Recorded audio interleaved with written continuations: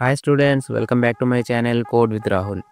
Previous లెక్చర్లో మనం chapter 2లోని టాపిక్స్ని cover చేసాం. అవేంటంటే ఇన్స్ట్రక్షన్స్ అండ్ ఆపరేటర్స్. సో ఈ వీడియోలో మనం చాప్టర్ 3లో ఉన్న టాపిక్స్ని కవర్ చేయబోతున్నాం, విచ్ ఆర్ కండిషనల్ స్టేట్మెంట్స్. అయితే మరి ఇంకెందుకు లేటు, లెట్స్ గెట్ స్టార్టెడ్.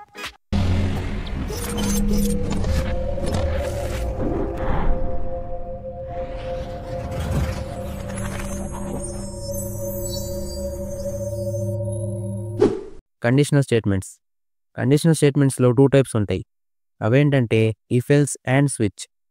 వీటి గురించి డిస్కస్ చేసే ముందు ఫస్ట్ అసలు కండిషన్ స్టేట్మెంట్స్ని ఎక్కడ యూస్ చేస్తాం అండ్ కండిషనల్ స్టేట్మెంట్స్ అంటే ఏంటో తెలుసుకుందాం. సో దీన్ని ఒక ఎగ్జాంపుల్ ద్వారా అర్థం చేసుకుందాం. సపోజ్ మీరు ఒక జాబ్ ఇంటర్వ్యూకి వెళ్ళారు. సో ఇంటర్వ్యూవర్ మీ దగ్గర స్కిల్స్ ఉన్నాయా లేదా దాన్ని బట్టి జాబ్ ఇస్తాడు. ఇన్ సింపుల్ వర్డ్స్, స్కిల్స్ ఉంటే హైర్ చేసుకుంటారు లేదా రిజెక్ట్ చేస్తారు. ఇక్కడ జాబ్ ఇవ్వడం లేదా ఇవ్వకపోవడం అనేది ఒక కండిషన్ మీద డిపెండ్ అయి ఉంది. అదేంటంటే స్కిల్స్ ఉన్నాయా లేదా. అండ్ ఆ కండిషన్కి 2 అవుట్కమ్స్ ఉన్నాయి, ఒకటి హైర్ చేసుకోవడం లేదా రిజెక్ట్ చేయడం. ఇన్ ద సేమ్ వే ప్రోగ్రామింగ్లో కండిషన్ స్టేట్మెంట్స్ కండిషన్ని బట్టి 2 డిఫరెంట్ అవుట్పుట్స్ ఇస్తుంది. అంటే కండిషన్ ట్రూ అవుతే ఒక అవుట్పుట్ ఇస్తుంది, లేదా ఫాల్స్ అవుతే ఇంకో అవుట్పుట్ ఇస్తుంది. I hope me condition statements మీద క్లారిటీ వచ్చేసి ఉంటుంది. ఇప్పుడు దీని సింటాక్స్ చూద్దాం. The syntax is displayed on screen. ఇక్కడ ఇఫ్ అని రాసి ఆ తర్వాత పక్కన పారెంథసిస్లో కండిషన్ రాయాలి. ఒకవేళ కండిషన్ సాటిస్ఫై అవుతే ఇఫ్ స్టేట్మెంట్ ఎగ్జిక్యూట్ అవుతుంది. కండిషన్ సాటిస్ఫై కాకపోతే ఎల్స్ స్టేట్మెంట్ ఎగ్జిక్యూట్ అవుతుంది. ఇప్పుడు దీనికి సంబంధించిన ఒక ఎగ్జాంపుల్ కోడ్ రాసి చూద్దాం, అప్పుడు మీకే అంత అర్థమవుతుంది. Right A C program for driving license application. If the age of user is 18 or above 18, then he is eligible or else not. So basically ఈ క్వశ్చన్లో ఏం చెప్పారంటే మనం ఒక డ్రైవింగ్ లైసెన్స్ అప్లికేషన్కి కోడ్ రాయాలి అండ్ దానికి కొన్ని కండిషన్స్ ఉన్నాయి. అవేంటంటే యూజర్ ఏజ్ 18 లేదా 18+ ఉంటేనే ఎలిజిబుల్, లేకపోతే నాట్ ఎలిజిబుల్. ఇప్పుడు ఇక్కడ ఇచ్చిన ఇన్ఫర్మేషన్ని బట్టి మనం లాజిక్ ఫామ్ చేద్దాం, అప్పుడే మనకు అసలు కోడ్లో ఏం రాయాలో అర్థమవుతుంది. సో ఇక్కడ నుండే మన మెయిన్ కోడింగ్ జర్నీ స్టార్ట్ అవుతుంది. కోడింగ్ కష్టంగా ఎందుకు అనిపిస్తుందంటే మనం బుక్లో ఉన్న కోడ్ సైజ్ చూసి భయపడిపోతూ ఉంటాం. కానీ మనం ఇచ్చిన క్వశ్చన్ని బాగా అనలైజ్ చేస్తే మన బ్రెయినే ఆటోమేటిక్గా కోడ్ని జనరేట్ చేస్తుంది. అంటే ఇచ్చిన క్వశ్చన్కి తగ్గట్టుగా అవుట్పుట్ రావాలంటే కోడ్ని ఎలా రాయాలో నేర్చుకునే కొద్దీ మనకే అంత అర్థమవుతుంది. Okay, now let's get back to topic. ఇచ్చిన క్వశ్చన్ ప్రకారం మనకి ముందు యూజర్ ఏజ్ తెలియాలి. సో అందుకే నేను ఫస్ట్ యూజర్ ఏజ్ ఇన్పుట్ తీసుకుంటాను. printf enter your age. So ఇప్పుడు నేను యూజర్ని ఏజ్ ఇవ్వమని అడిగాను. సో అప్పుడు యూజర్ ఏజ్ ఇస్తాడు. సో నేను యూజర్ ఇచ్చిన ఏజ్ని ఆ వేరియబుల్లో స్టోర్ చేయాలంటే స్కాన్ఎఫ్ యూజ్ చేయాలి. Scanf %d, %age. ఇప్పుడు మన దగ్గర యూజర్ ఏజ్ వాల్యూ ఉంది. సో దాన్ని మనం ఇఫ్ స్టేట్మెంట్లో కండిషన్ లాగా రాయాలి. If age greater than or equal to 18, printf you are eligible \n, else printf you are not eligible \n, return 0. ఈ కోడ్లో ఏం జరుగుతుందంటే ఫస్ట్ మనం రాసిన కండిషన్ చెక్ అవుతుంది. ఒకవేళ ఏజ్ 18 లేదా అబోవ్ 18 ఉంటే ఇఫ్ స్టేట్మెంట్లో ఉన్న కోడ్ ఎగ్జిక్యూట్ అవుతుంది. ఒకవేళ కండిషన్ సాటిస్ఫై కాకుండా ఏజ్ 18 కన్నా తక్కువ ఉంటే అప్పుడు ఎల్ స్టేట్మెంట్లో ఉన్న కోడ్ ఎగ్జిక్యూట్ అవుతుంది. ఇప్పుడు ఒకసారి ఈ కోడ్ని రన్ చేసి చూద్దాం. సో నేను ఏజ్ 18 అని ఇస్తే యు ఆర్ ఎలిజిబుల్ అని ప్రింట్ అవుతుంది. అండ్ ఒకవేళ ఏజ్ 17 అని ఇస్తే యు ఆర్ నాట్ ఎలిజిబుల్ అని ప్రింట్ అవుతుంది. So this is how the if else statements works. ఇప్పుడు ఈ ప్రోగ్రామ్ని చూడగానే మీకు 2 విషయాలు క్లియర్ అయిపోయి ఉంటాయి. ఒకటి ఇఫ్ ఎల్స్ స్టేట్మెంట్స్ అండ్ ఇంకోటి లాజిక్ బిల్డింగ్. కాలేజ్ ఫ్యాకల్టీ బుక్లో ఉన్నది ఉన్నట్టుగా రాయమంటారు.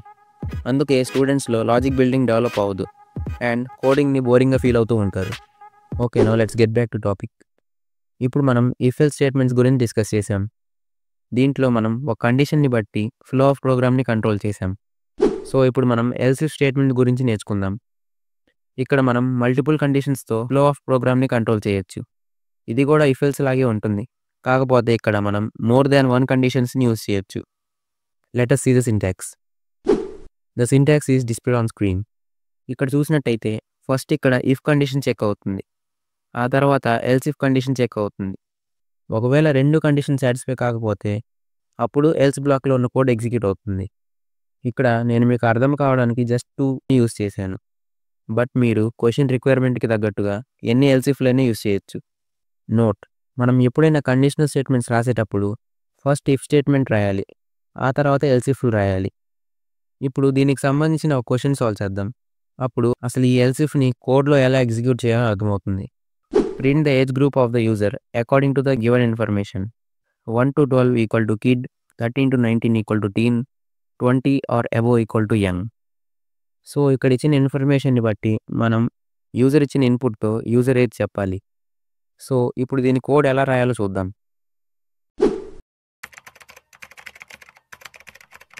int age, printf enter your age, scanf %d, ampersand age. If age greater than or equal to 1 and age less than or equal to 12, printf kid \n. Else if age greater than or equal to 13 and age less than or equal to 19, printf teen \n. Else printf young \n. Return 0. ఇక్కడ మనం question రిక్వైర్మెంట్కి తగ్గట్టుగా ఎల్సిఫ్లో కండిషన్స్ని రాసాం. మనం కండిషన్లో logical and use చేసి ఒక number నుండి ఇంకో నంబర్ వరకు ఒక రేంజ్ని సెట్ చేసాం. సో ఎప్పుడైతే యూజర్ ఇచ్చిన నంబర్ ఈ రేంజ్లో లై అవుతుందో అప్పుడు ఆ పర్టికులర్ బ్లాక్లో ఉన్న కోడ్ ఎగ్జిక్యూట్ అవుతుంది.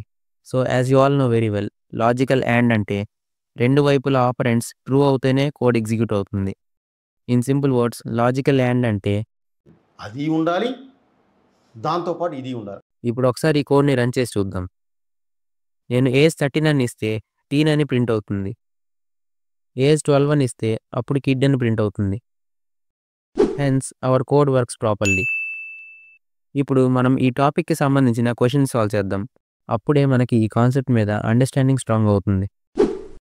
First question: find whether the number given by user is even or add.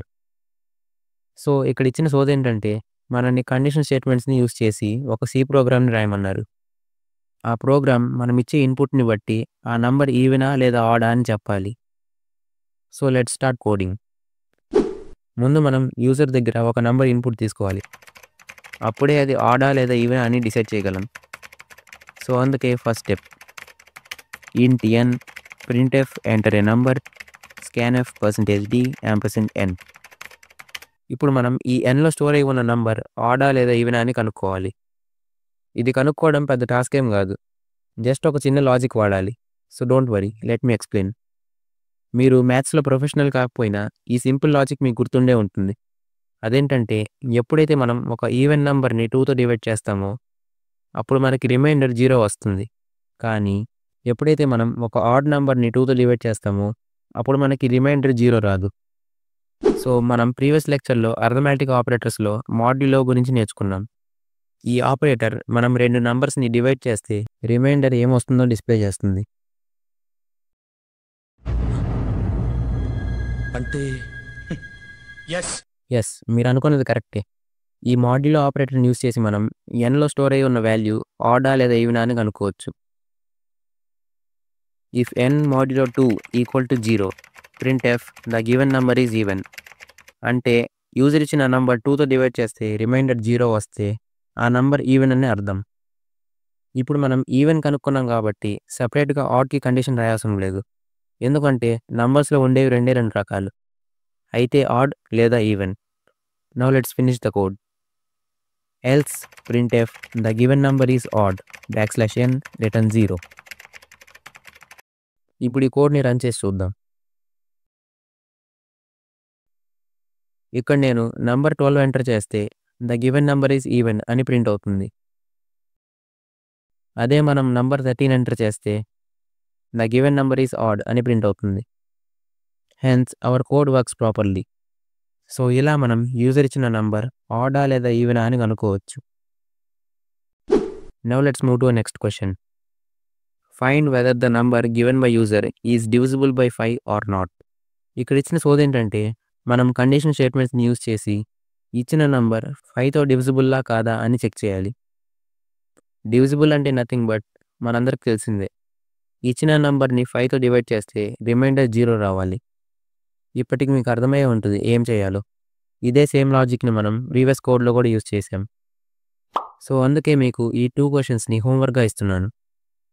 Question number 3 చూడడానికి కష్టంగానే ఉంటుంది కానీ చాలా easy. So don't worry, let me give you a few hints. If the year is divisible by 4 and 400 but not divisible by 100 then it is said to be a leap year. ఈ క్వశ్చన్ని మీరు మీ ఓన్గా solve చేయండి. And ఎక్కడైతే doubts వస్తాయో అక్కడ మీరు ChatGPT help కూడా తీసుకోవచ్చు. ఈ కోడ్ని మీరు సక్సెస్ఫుల్గా ఎగ్జిక్యూట్ చేయగలిగితే మీకు 2 టాపిక్స్లో మంచి క్లారిటీ వచ్చినట్లే. ఒకటి కండిషన్ స్టేట్మెంట్స్, ఇంకోటి లాజికల్ ఆపరేటర్స్. ఇప్పుడు మీలో కొంతమంది ఇన్నర్ ఫీలింగ్ ఏంటంటే, మాకు తెలుసులే బ్రో, నీకు రాదు కాబట్టి మా చాట్ చేపిస్తాం అని. But that's not the actual reason. ఇప్పుడు నేను ప్రతి క్వశ్చన్కి సొల్యూషన్ చెప్తే నేను ప్రాక్టీస్ అయినట్లు ఉంటుంది. కానీ ఎప్పుడైతే క్వశ్చన్ సాల్వ్ చేయడానికి మీరు మీ ఓన్గా ఎఫర్ట్స్ పెడతారో అప్పుడు మీలో లాజికల్ థింకింగ్ డెవలప్ అవుతుంది. అయినో చాలామందికి ఫస్ట్ అటెంప్ట్లోనే రాకపోవచ్చు. కానీ ఎప్పుడైతే మనం మిస్టేక్స్ని ఫైండ్ అవుట్ చేసి ఎర్రర్స్ని ఓన్గా సాల్వ్ చేస్తామో అప్పుడు అది మనకి ఎప్పటికీ గుర్తుండిపోతుంది. And next time without an error code చేయగలం. సో ఇదే నా ఉద్దేశం. ఒకవేళ మీకు ప్రతి క్వశ్చన్కి సొల్యూషన్ కావాలంటే కింద కామెంట్స్లో చెప్పండి. నెక్స్ట్ లెక్చర్ నుండి నేను ప్రతి క్వశ్చన్కి సొల్యూషన్ చెప్తాను. Okay, now let's get back to topic. So ఫైనల్గా మనం కండిషన్ స్టేట్మెంట్స్లో ఇఫ్ ఎల్స్ పార్ట్ని కంప్లీట్ చేసాం. ఇప్పుడు మనం టెర్నరీ ఆపరేటర్ గురించి నేర్చుకుందాం. ఈ టెర్నరీ ఆపరేటర్ని మనం కండిషన్ స్టేట్మెంట్స్కి బదులు యూస్ చేయొచ్చు. In simple words, ternary operator కూడా ఇఫ్ ఎల్స్ స్టేట్మెంట్స్ లాగే వర్క్ అవుతుంది. కాకపోతే దీని సింటాక్స్ ఒక్కటే తేడా. మిగతాదంతా same to same. The syntax is displayed on screen. First మనం కండిషన్ రాయాలి, ఆ తర్వాత క్వశ్చన్ మార్క్ పెట్టాలి. నెక్స్ట్ ఒకవేళ కండిషన్ సాటిస్ఫై అవుతే ఏ స్టేట్మెంట్ ఎగ్జిక్యూట్ అవ్వాలో ఆ స్టేట్మెంట్ రాయాలి. ఆ తర్వాత కాలన్ పెట్టి ఒకవేళ కండిషన్ సాటిస్ఫై కాకపోతే ఏ స్టేట్మెంట్ ఎగ్జిక్యూట్ అవ్వాలో ఆ స్టేట్మెంట్ రాయాలి. అండ్ లాస్ట్లో semi colon must and should. So basically ఇది ఇఫ్ ఎల్స్ స్టేట్మెంట్స్కి సింగిల్ లైన్ కోడ్. ఇక్కడ కనిపిస్తున్న ఈ ఏరియా ఇఫ్ పార్ట్ అండ్ దాని తర్వాత ఉన్నది ఎల్స్ పార్ట్. అయినో మీకు సింటాక్స్ చూస్తుంటే చాలా కాంప్లెక్స్గా అనిపిస్తుందేమో, but don't worry, it's very easy. Let's take a look on the sample code. Write a C program to find whether the given number is even or odd by using ternary operator. Now let's take a look on the code. Starting steps మొత్తం కామనే. ముందు మనం user దగ్గర input తీసుకోవాలి. int n printf enter a number scanf %d, %n. ఇప్పుడు మనం user ఇచ్చిన number ఆడా లేదా ఈవెనా అని కనుక్కోవాలి. సో దానికి నేను కండిషన్ రాస్తున్నా. n modulo 2 = 0 question mark. ఇప్పుడు ఆ కండిషన్ సాటిస్ఫై అవుతే ఏ బ్లాక్ ఎగ్జిక్యూట్ చేయాలో అది రాయాలి. సో కండిషన్ సాటిస్ఫై అవుతే ఇక్కడ ఇచ్చిన నంబర్ ఈవెన్ అని, అందుకే నేను ఇక్కడ ప్రింట్ఎఫ్ ఈవెన్ అని రాస్తున్నా. ఆ తర్వాత కాలన్ పెట్టి ఒకవేళ కండిషన్ సాటిస్ఫై కాకపోతే ఏ స్టేట్మెంట్ ఎగ్జిక్యూట్ అవ్వాలో దాన్ని రాయాలి. సో అందుకే printf odd. In simple words ఇది ఇఫ్ ఎల్స్ స్టేట్మెంట్స్కి సింగిల్ లైన్ వర్జన్. కాలన్కి ముందు ఉన్నది ఇఫ్ బ్లాక్ అండ్ ఆ తర్వాత ఉన్నది ఎల్స్ బ్లాక్. సో ఇప్పుడు ఈ కోడ్ని రన్ చేసి చూద్దాం. ఇక్కడ నేను నంబర్ 7 ఎంటర్ చేస్తే స్క్రీన్ మీద ఆడ్ అని ప్రింట్ అవుతుంది. Hence hour code works properly. I hope మీకు టెర్నరీ ఆపరేటర్ మీద ఒక క్లారిటీ వచ్చేసి ఉంటుంది. ఈ టెర్నరీ ఆపరేటర్కి ఎక్కువ రియల్ లైఫ్లో అప్లికేషన్స్ లేవు, కానీ ప్లేస్మెంట్స్ టైంలో most of the interviewers ternary operator మీదే క్వశ్చన్స్ అడుగుతారు. So for your better understanding ఈ హోంవర్క్ క్వశ్చన్ని మీరు మీ ఓన్గా సాల్వ్ చేయండి. The question is displayed on screen. If age less than 18 print not adult. If age greater than or equal to 18 print adult by using ternary operator. So ఇప్పుడు మనం if else statements and ternary operators గురించి నేర్చుకున్నాం. So ఇక్కడతో మనకి condition స్టేట్మెంట్స్లో ఉన్న first part complete అవుతుంది. Now let's move to next topic which is switch operator. The syntax is displayed on screen.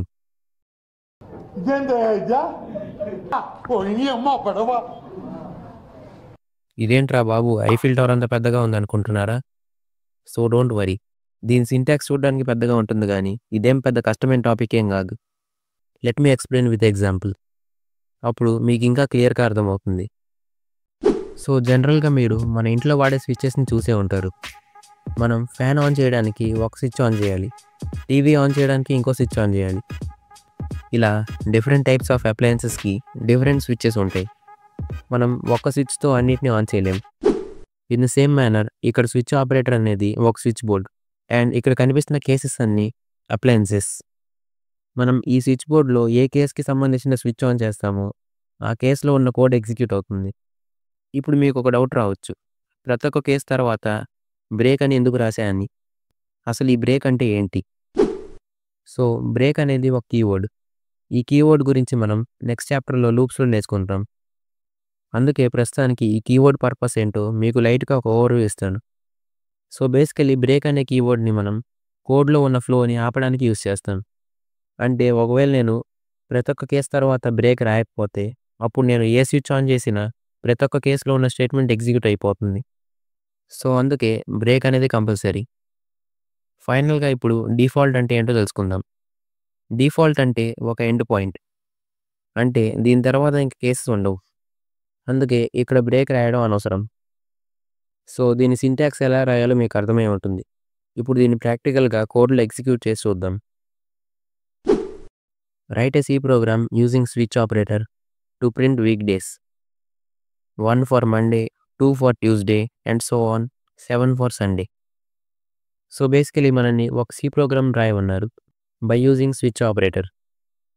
So ఈ C program ఎలా వర్క్ అవుతుందంటే user దగ్గర ఒక నంబర్ ఇన్పుట్ తీసుకుంటుంది. ఆ నంబర్ 1 to 7 మధ్యలో అయి ఉండాలి. సో యూజర్ ఇచ్చిన నంబర్ని బట్టి ఆ పర్టికులర్ వీక్ డే ప్రింట్ అవుతుంది. ఫర్ ఎగ్జాంపుల్ యూజర్ ఇన్పుట్ 1 ఇస్తే మండే అని ప్రింట్ అవుతుంది. అదే 7 అని ఇస్తే సండే అని ప్రింట్ అవుతుంది. Now let's see the executions. ముందు మనం యూజర్ దగ్గర ఒక నంబర్ ఇన్పుట్ తీసుకోవాలి. సో అందుకే first step int n printf enter a number 1 to 7 scanf %d, %n.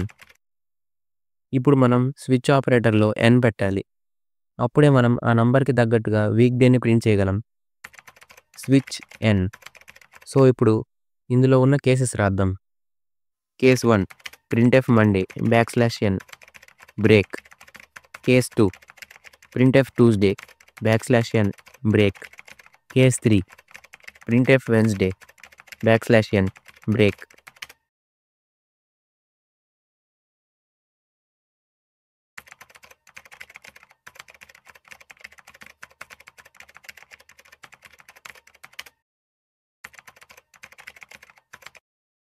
ఇప్పుడు కొంతమంది ఐన్స్టైన్ ఐక్యూ ఉన్నోళ్ళు నంబర్ 8 అని ఇన్పుట్ ఇవ్వచ్చు. సో అందుకే మనం ఒక డిఫాల్ట్ కేస్ని కూడా మెన్షన్ చేయాలి. Default printf not a valid day. So ఇప్పుడు ఒకవేళ యూజర్ 7 కన్నా ఎక్కువ నంబర్ ఇస్తే ఈ డిఫాల్ట్ కేసులో ఉన్న స్టేట్మెంట్ ఎగ్జిక్యూట్ అవుతుంది. So this is how the code looks like. ఇప్పుడు దీన్ని రన్ చేసి చూద్దాం. సో ఒకవేళ నేను ఇన్పుట్ 7 ఇస్తే సండే అని ప్రింట్ అవుతుంది. నంబర్ 8 అని ఎంటర్ చేస్తే నాట్ ఏ వ్యాలిడ్ డే అని ప్రింట్ అవుతుంది. So this is how the switch operator works. ఈ డిఫాల్ట్ కేసులో మీరు మీ ఫ్రస్ట్రేషన్ని కూడా ఎక్స్ప్రెస్ చేయొచ్చు. అంటే ప్రింట్ఎఫ్ స్టేట్మెంట్లో అలా కాదురా వేలుముద్రోడా అని కూడా రాయొచ్చు. So that is the benefit of C language. Not only C language, any coding language. ఇది మన ఫీలింగ్స్ని కంప్యూటర్ ద్వారా చెప్పిస్తుంది. ఇప్పుడు మనం ఇదే క్వశ్చన్లో ఇంకో వెరైటీ చూద్దాం. By replacing the numbers with alphabets. అంటే మండే ప్రింట్ అవడానికి కేస్ M, ట్యూస్డే ప్రింట్ అవడానికి case T. Let us see the code. So మీరేం ఎక్కువ కష్టపడవసరం లేదు. జస్ట్ ఇక్కడ ఉన్న కేసెస్లో ఉన్న నంబర్స్ని ఆల్ఫాబెట్స్ రీప్లేస్ చేస్తే చాలు. అండ్ ఇంకో ఇంపార్టెంట్ చేంజ్ ఏంటంటే మనం ఈసారి యూజర్ దగ్గర నంబర్ ఇన్పుట్ తీసుకోకూడదు. ఎందుకంటే మనం కేసెస్లో ఆల్ఫాబెట్స్ని యూస్ చేస్తున్నాం. సో అందుకే మనం యూజర్ దగ్గర కూడా ఒక ఆల్ఫాబెట్టే తీసుకోవాలి. So let's modify hour code. char n scanf %c %n. So ఇప్పుడు నేను దీని డేటా టైప్ని సింపుల్గా క్యార్లో మార్చేసా. అంటే యూజర్ ఇచ్చిన డేటా ఒక ఆల్ఫాబెట్ అయి ఉండాలి. So this how the code looks like. ఇప్పుడు ఒకసారి కోడ్ని రన్ చేసి చూద్దాం. సో ఒకవేళ నేను T అని ఇన్పుట్ ఇస్తే థర్స్డే అని ప్రింట్ అవుతుంది. S ఎంటర్ చేస్తే సండే అని ప్రింట్ అవుతుంది. సో ఇలా మనం స్విచ్ ఆపరేటర్లో బోత్ ఆల్ఫాబెట్స్ అండ్ నంబర్స్ని కేసెస్గా యూస్ చేయొచ్చు. ఐ హోప్ మీ అందరికీ స్విచ్ ఆపరేటర్ మీద ఒక క్లారిటీ వచ్చేసి ఉంటుంది. So here is a homework question for you. Write a C program using switch operator to print the months in a year. 1 for January, 2 for February, and so on, 12 for December. So ఇక్కడతో మనం సక్సెస్ఫుల్గా conditional స్టేట్మెంట్స్ని నేర్చుకున్నాం. ఇప్పుడు మనం వీటికి సంబంధించిన కొన్ని questions solve చేద్దాం.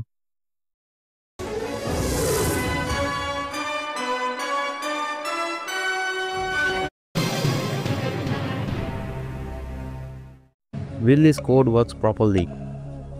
And what will be the output? Option A, give error. Option B, print x is equal to 1. Option C, print x is not equal to 1. Option D, none of the above. ఇప్పుడు ఒకసారి ఈ వీడియోని pause చేసి మీరు మీ ఓన్గా ఈ కోడ్ని analyse చేయండి.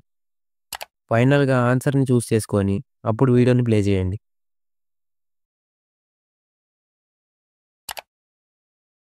ఇప్పుడు మ్యాక్సిమం స్టూడెంట్స్ ఆప్షన్ Cనే చూస్ చేసి ఉంటారు. So congratulations, your answer is absolutely wrong. But don't worry, it's a tricky question. దీనికి రీజన్ ఏంటో కోడ్లో వెరిఫై చేసి చూద్దాం. సో ఈ కోడ్ని రన్ చేయగానే x ఈజ్ ఈక్వల్ టు 1 అని ప్రింట్ అయింది. ఇలా అవుట్పుట్ రావడానికి కారణం ఏంటో అండ్ దీని వెనకాల లాజిక్ ఏంటో తెలుసుకుందాం. ప్రీవియస్ లెక్చర్లో మనం లాజికల్ ఆపరేటర్స్ గురించి డిస్కస్ చేసాం. అక్కడ మనం అర్థం చేసుకున్న కాన్సెప్ట్ ఏంటంటే 0 అంటే కంప్యూటర్ లాంగ్వేజ్లో ఫాల్స్ అని అర్థం అండ్ 1 అంటే ట్రూ అని అర్థం. సో బేసికలీ 1 అనే కాదు, ఏ న్యాచురల్ నెంబర్ ఇచ్చినా కంప్యూటర్ లాంగ్వేజ్లో ట్రూ అనే అర్థం. ఇక్కడ ఇఫ్ కండిషన్లో x ఈక్వల్ టు 1 అని రాసినప్పుడు అది ట్రూ అయిపోయింది. సో ఇఫ్లో ఉన్న కండిషన్ సాటిస్ఫై అయింది కాబట్టి ఇఫ్ బ్లాక్లో ఉన్న కోడ్ ఎగ్జిక్యూట్ అవుతుంది. ఒకవేళ నేను x ఈక్వల్ టు 0 అని రాసి ఉంటే అప్పుడు ఎల్స్ బ్లాక్లో ఉన్న కోడ్ ఎగ్జిక్యూట్ అయ్యేది, ఎందుకంటే 0 అంటే కంప్యూటర్ లాంగ్వేజ్లో ఫాల్స్ అని అర్థం. ఈ క్వశ్చన్కి మీరు కరెక్ట్గా ఆన్సర్ చెప్పినట్లయితే congratulations, your hired in Wipro. ఎందుకంటే ఈ క్వశ్చన్ని విప్రో ఇంటర్వ్యూలో అడిగారు. అందుకే మనం ఎక్కువ కాన్సెప్ట్ మీద ఫోకస్ చేయాలి. ఎందుకంటే బుక్లో ఉన్న చదివితే ఎగ్జామ్ పాస్ అవ్వచ్చు కానీ ఇంటర్వ్యూ క్లియర్ చేయలేం. Disclaimer, colleges are not harmed in this video. Next question. Print whether the given number is positive or not. If the number is positive, then find whether it's even or odd. So ఇక్కడ ఇచ్చిన క్వశ్చన్ని మీరు జాగ్రత్తగా చూస్తే ఇక్కడ ఒకే కండిషన్లో ఇంకో 2 conditions ఇచ్చారు. మనం ఇప్పుడు దాకా ఒక్కొక్క కండిషన్ని సపరేట్గా యూస్ చేయడం నేర్చుకున్నాం. కానీ ఈ క్వశ్చన్లు చూసినట్లయితే ఫస్ట్ మనం యూజర్ ఇచ్చిన నంబర్ పాజిటివా లేదా నెగిటివా అని కనుక్కోవాలి. ఒకవేళ యూజర్ ఇచ్చిన నంబర్ పాజిటివ్ అయితే ఆ నంబర్ ఈవెనా లేదా ఆడా అని చెప్పాలి. సో అంటే ఇక్కడ కండిషన్ లోపల ఇంకో 2 కండిషన్స్ ఉన్నాయి. ఎప్పుడైతే మనకి క్వశ్చన్స్లో ఇలాంటి కండిషన్స్ ఇస్తారో అప్పుడు మనకి ఇంకో కొత్త టాపిక్ ఇంట్రడ్యూస్ అవుతుంది. దాని పేరే నెస్టెడ్ ఇఫ్ ఎల్స్. ఈ నెస్టెడ్ ఇఫ్ ఎల్స్ అంటే కొత్త టాపిక్ ఏం కాదు, అది ఇఫ్ ఎల్స్లో పార్టే. కాకపోతే దీన్ని మనం చాలా రేర్ కేసెస్లో యూస్ చేస్తాం. So don't worry, let me show you the syntax. So basically nested if else అంటే ఇఫ్ స్టేట్మెంట్ లోపల ఇంకో ఇఫ్ ఎల్స్ని యూస్ చేయడం. దీన్ని కోడ్లో వెరిఫై చేసి చూద్దాం, అప్పుడు మీకే అంతా క్లియర్గా అర్థమవుతుంది.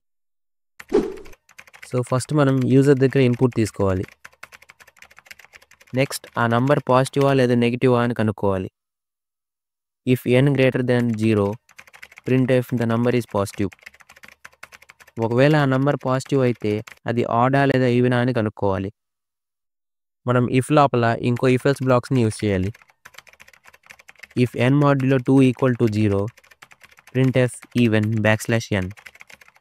Else print f odd \n.